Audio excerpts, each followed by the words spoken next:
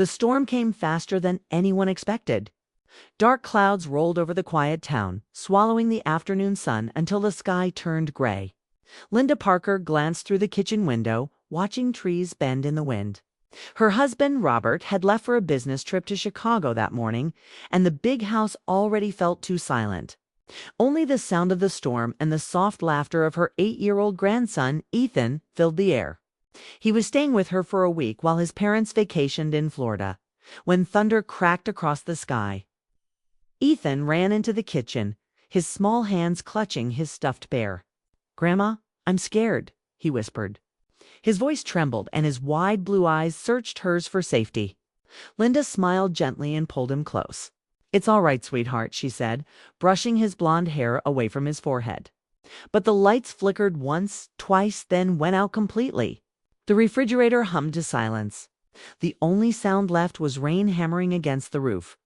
Linda took a deep breath. She wasn't afraid of storms, but she didn't like the thought of staying in a dark house with a frightened child. The air felt heavy, the rooms too big, too cold. She remembered a small hotel by the lake, the Maplewood Inn, where she and Robert had stayed years ago. It was quiet, safe, and always warm inside. She made a quick decision. "Ethan, get your jacket," she said. "We're going on a little adventure." Within minutes, they were in her car, driving through sheets of rain. The windshield wipers moved back and forth like the rhythm of her heartbeat. The storm raged around them, but inside the car it felt like a tiny bubble of calm.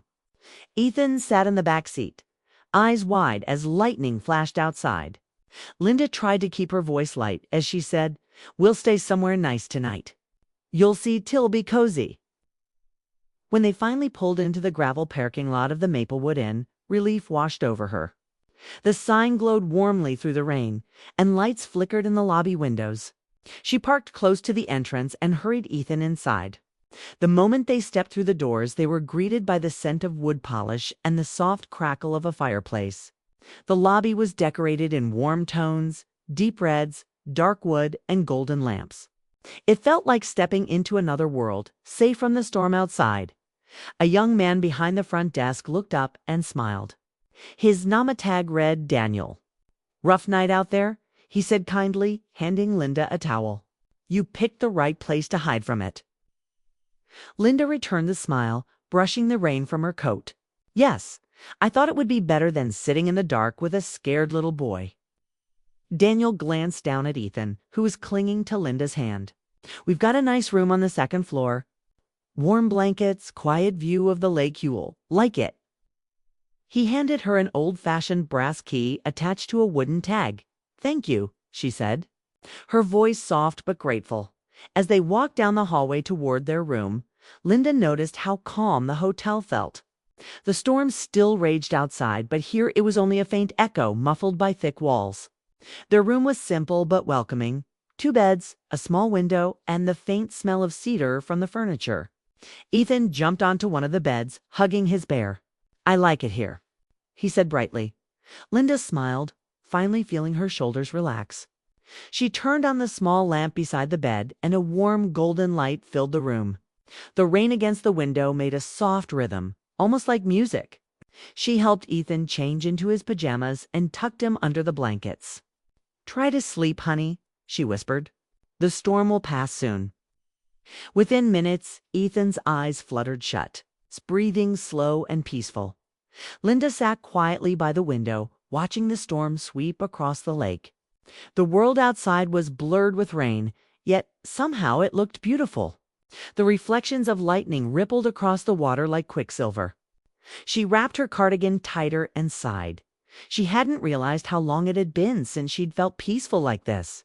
Life had become a cycle of routines. Meals, chores, empty conversations. Robert was a good man, but he was always busy, always somewhere else in his thoughts. They had shared so much once late-night talks, laughter over morning coffee, but now silence had replaced it as she stared out at the storm. A knock came at the door, soft but clear. For a moment, she hesitated. Who could it be this late? She opened the door just a crack. Daniel stood there, holding a small tray. "Sorry to disturb you," he said with an easy smile. "The kitchen's closing soon, and I thought you might like some tea." It helps people sleep during storms. Linda blinked, surprised by the gesture. That's very kind of you, she said, opening the door wider. He stepped in carefully, trying not to wake Ethan, and set the tray on the table near the window. Steam curled from 2 cups of chamomile tea, the smell soothing and familiar. You've got a brave little guy, he said, nodding toward Ethan. Most kids cry through a storm like this. It's had a long day, Linda replied, smiling faintly. But he'll be fine. Thank you for this, really. Daniel shrugged lightly. My mother used to make tea whenever the lights went out, he said. She said it made the world feel less scary. His voice carried a softness, a warmth that filled the small room. They spoke quietly for a few minutes about the weather, about how long she'd lived in town, about little things that didn't seem important but somehow eased the silence. When he laughed, it reminded her of something she hadn't felt in a long time. Connection. It was gentle, human, and fleeting. When he finally left, the door clicked softly behind him. Linda sat for a while, her hands wrapped around the warm cup. Outside, the thunder rolled away into the distance. The storm was ending, but her heart still beat faster than usual. She looked at Ethan, sleeping peacefully, and smiled. Then she turned back to the window. The lake shimmered faintly in the flashes of distant lightning. Somewhere deep inside, she felt a quiet stir, not of attraction, but of awareness. She had been invisible for so long, lost in her routines, forgotten in her own life. But tonight, a stranger's simple kindness had reminded her that she was still there. She didn't know what tomorrow would bring. She only knew that this night, this small, stormy moment, had touched something in her that she thought was long gone. Linda took a sip of the cooling tea and whispered softly to herself, maybe it's not too late to feel alive again.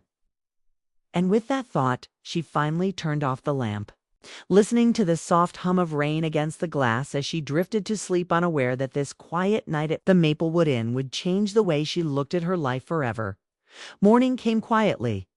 The storm had finally passed, leaving the air fresh and the sky a soft blue-gray. Sunlight peeked through the curtains, laying warm stripes across the hotel room floor. Linda woke to the sound of birds outside the window and the gentle hum of the heater.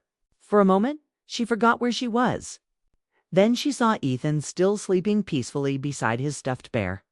And it all came back. The storm, the drive, the cozy hotel, and the young man who had brought her tea the night before. She smiled faintly, thinking of his kindness.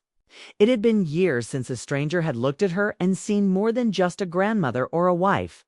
There had been no hidden meaning, no wrong intent, just simple warmth. Still, the memory lingered longer than she expected. She shook it off, whispering to herself, it was just a nice gesture. Nothing more. After breakfast with Ethan, pancakes and orange juice from the hotel cafe, Linda decided to take him for a short walk around the lobby before heading back to their room. The storm had left puddles glistening on the pavement outside, and through the big glass doors the lake shimmered under the pale morning light. Ethan pressed his little hands against the window, fascinated by how calm the water looked now. See, Grandma, he said, his voice bright. The storm's gone. It is, she replied, smiling at his excitement. And look how beautiful it made everything. Just then, Daniel appeared from behind the reception desk. He looked cheerful, wearing a clean white shirt with his name tag pinned neatly. Good morning, he greeted them warmly. You both survived the night, I see. Ethan giggled. The thunder was really loud, but Grandma said brave people drink tea and wait for the morning.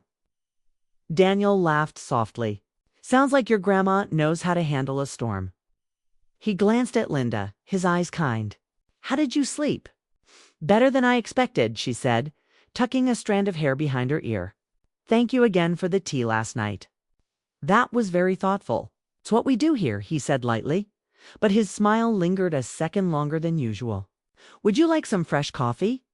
We just brewed a new pot. Before she could answer, Ethan tugged her hand. Can I get hot chocolate, Grandma? Linda looked down at him, amused. All right, but just one. So they sat in the lounge near the fireplace.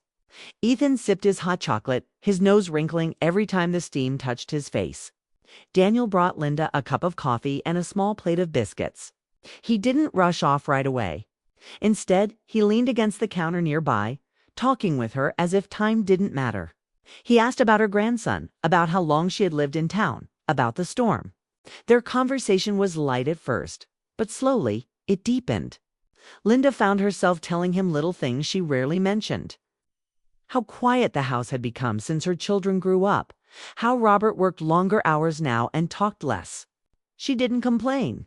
She just spoke honestly. Daniel listened without interrupting, his expression calm and genuine. "I guess that's how life goes," she said softly. "People grow and things change. Sometimes it feels like I blinked and 20 years disappeared." Daniel nodded. "My mother used to say that too. She always said we spend half our lives waiting for something to change and the other half wondering where the time went." Linda smiled faintly. "Your mother sounds wise." "She was," he said, then paused, looking down. "She passed away 2 years ago." "Oh?" Linda said quietly. "I'm so sorry." He smiled, though it didn't quite reach his eyes. "She loved this place. I took the job here to feel close to her somehow. The lake, the quiet nights, it reminds me of her." There was something about the way he said it, not sad, just truthful, that stirred something in Linda. She felt an ache in her chest, the kind that comes when you recognize a shared loneliness. Before she could reply, Ethan spilled a bit of chocolate on his sleeve, and Linda quickly reached for napkins. Daniel helped, grabbing a few from the counter, and together they cleaned up the little mess, laughing softly. For a brief moment, it felt like they were part of the same world, two people and a child, just existing in a calm, ordinary morning. When Ethan ran off to look at the fish tank near the lobby, Daniel looked at Linda and said, "You know, you have a very kind way of looking at people. It's rare." She blinked, a little surprised. "I'm not sure about that. I just try to be polite." He shook his head. "No, it's more than that.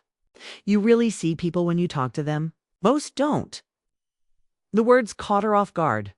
No one had said something like that to her in years, not even Robert. She felt a faint warmth rise to her cheeks. "That's kind of you to say," she murmured.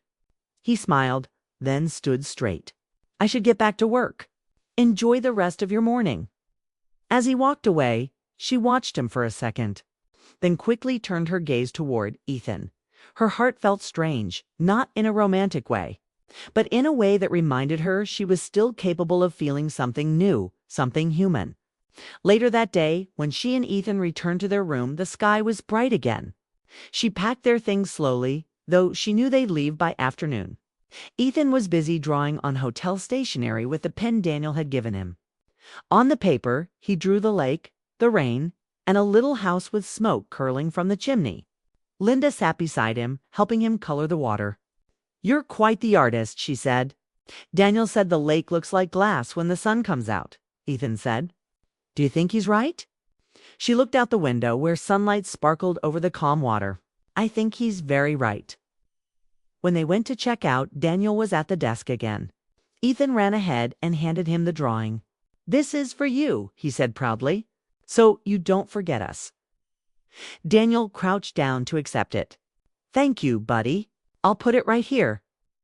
He pointed to a small corkboard behind the counter, already filled with little notes and pictures from guests. Then he turned to Linda, his expression gentle. "It was really nice meeting you both. I hope the next storm you face is only a small one." She smiled. "Thank you, Daniel. You've been very kind." He handed her something, a small wooden keychain shaped like a maple leaf. "A souvenir," he said softly. "For luck." She hesitated before taking it. The smooth wood felt warm in her hand. "That's lovely. I'll keep it." As she and Ethan walked out of the inn, the door closing behind them, Linda felt a quiet heaviness in her chest. She couldn't explain why.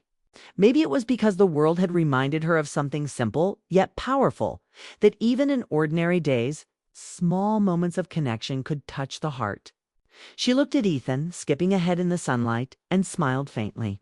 The storm was gone, but something inside her had shifted, something small, something unspoken. She didn't know it yet. But that morning's warmth would stay with her long after they drove away from the Maplewood Inn. The drive home was quiet. filled with the soft hum of the tires and the rhythm of Ethan's gentle humming in the back seat.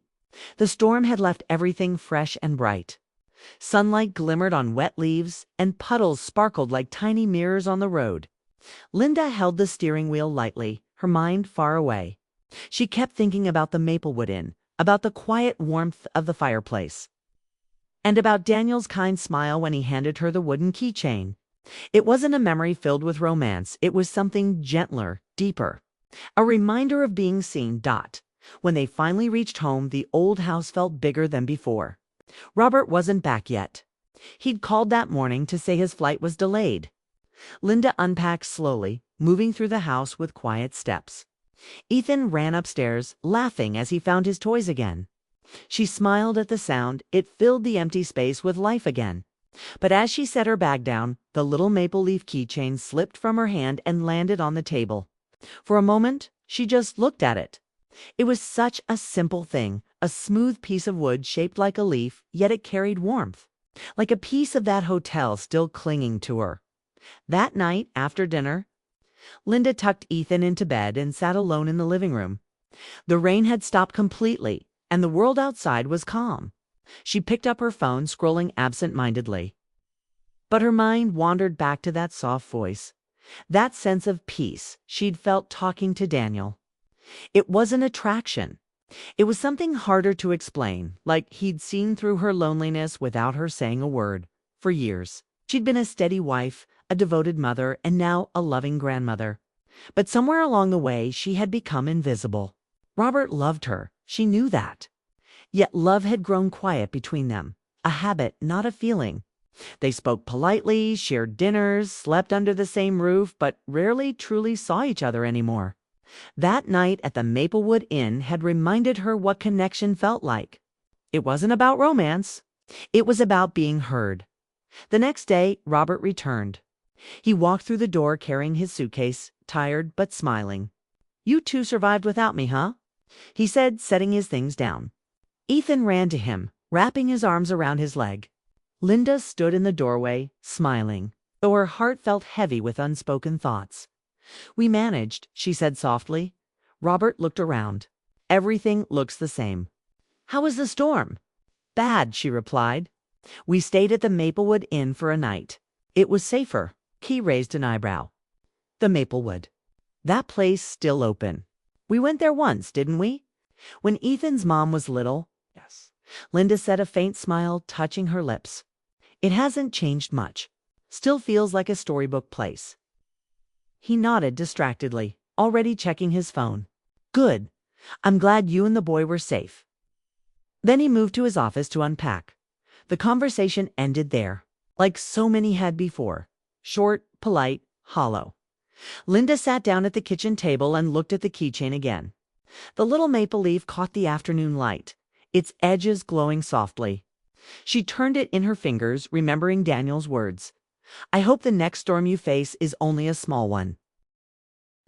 That night, she found herself sitting by the window, the same way she had in the hotel room. The air outside was still.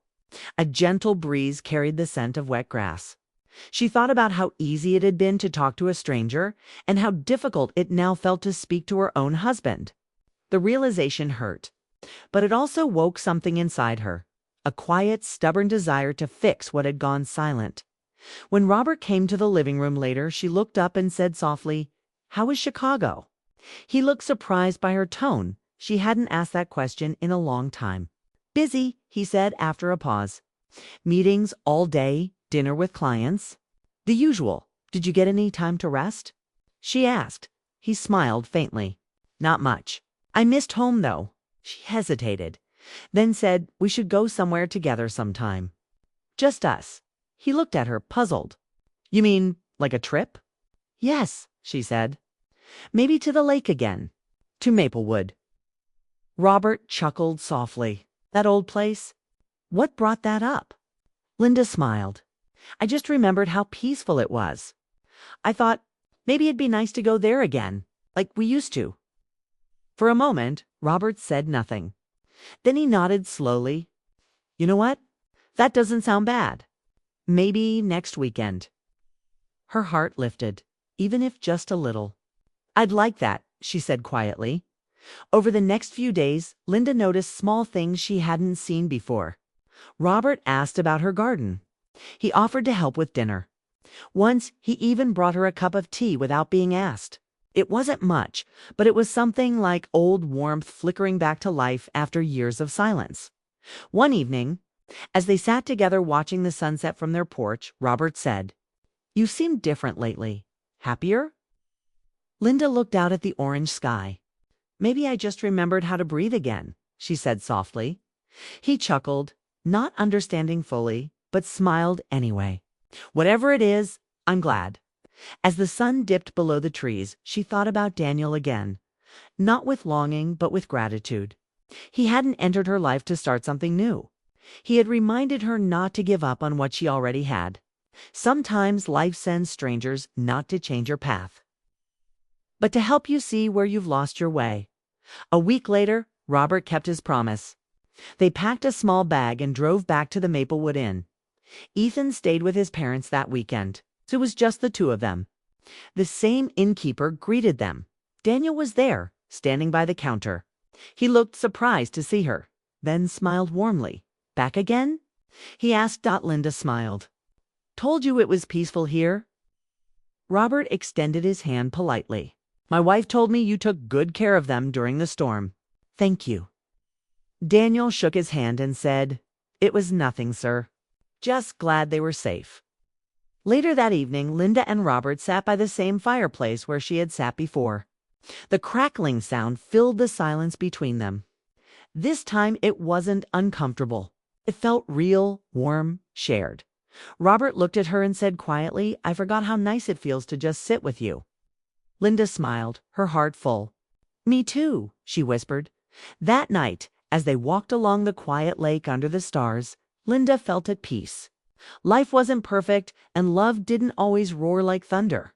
Sometimes it was soft, a steady warmth that waited to be remembered, and when she went to bed that night, a maple leaf keychain resting on the nightstand, she knew the storm had given her more than fear and rain. It had given her a second chance, a reminder that even in the calm after the storm, love can still find its voice again. The next morning at the Maplewood Inn began with soft sunlight spilling across the room.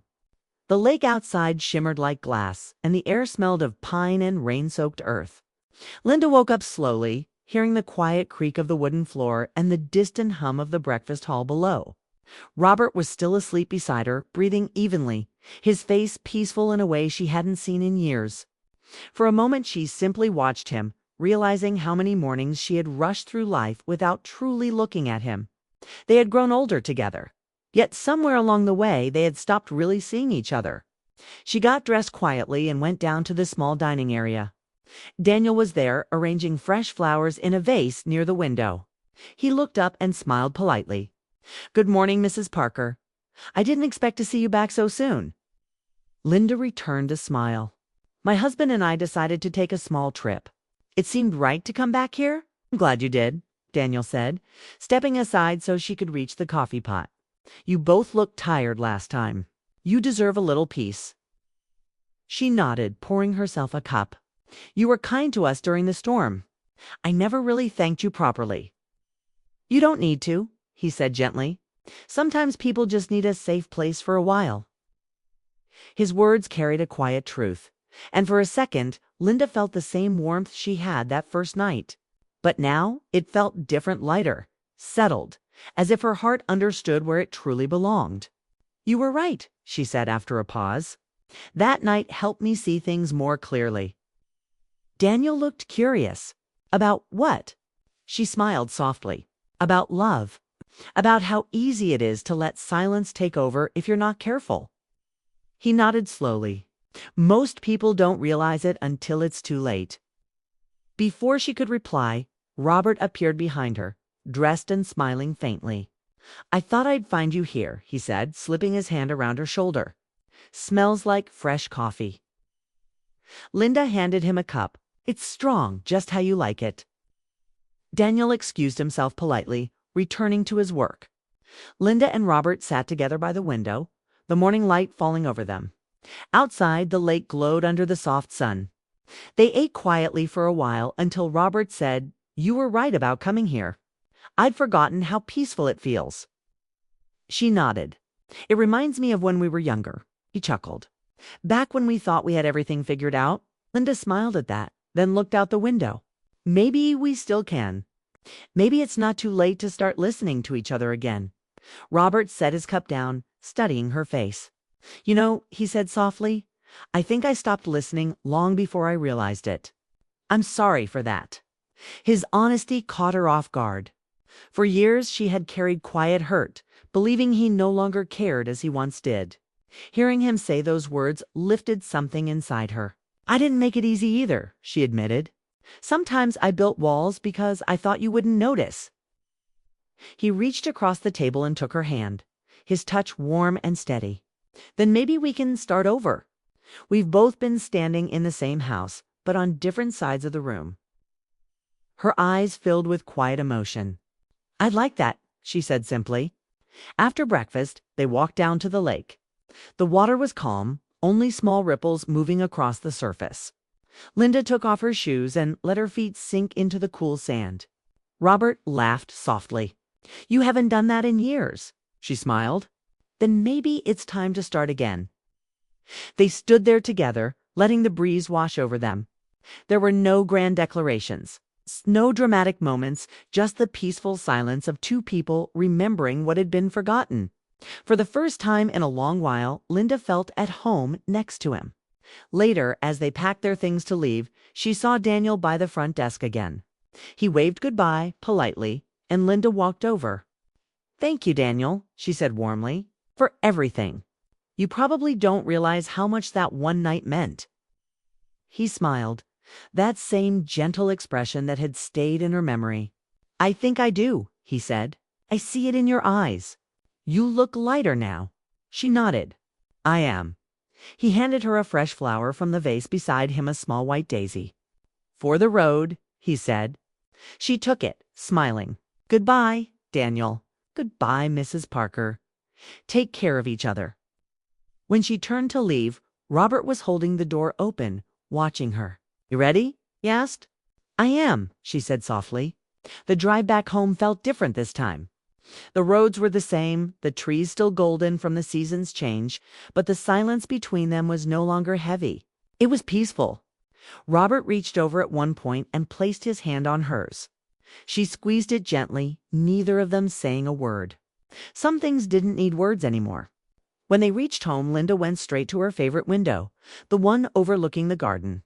She set the small daisy and a glass of water on the sill and placed the wooden maple leaf keychain beside it. The two small tokens, simple, ordinary, minded her of something extraordinary.